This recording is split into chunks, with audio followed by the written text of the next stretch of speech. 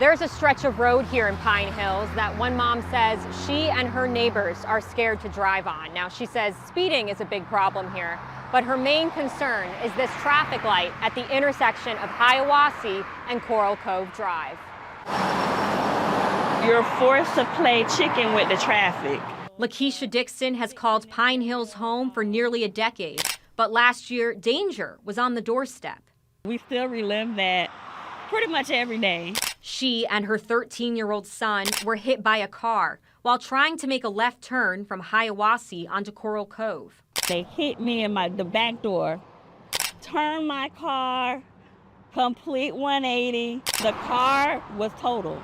Her crash is one of many on this stretch of Hiawassee Road. In fact, right where we did our interview, we saw car parts on the grass, pieces of a front bumper, a rear view mirror, and just feet away, a roadside memorial. Orange County Fire Rescue responded to 9 crashes at the intersection of Hiawassee and Coral Cove last year. So far, it's been called to 4 crashes at the same intersection this year.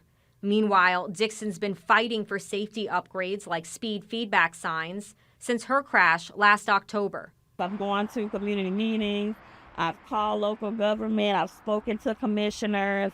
I reached out to Orange County. One of the public works employees who previously met with Dixon met us again at the intersection. And you did see there was an issue at this intersection. The main issue is the speeding, especially if they're not paying attention and they don't notice the signal.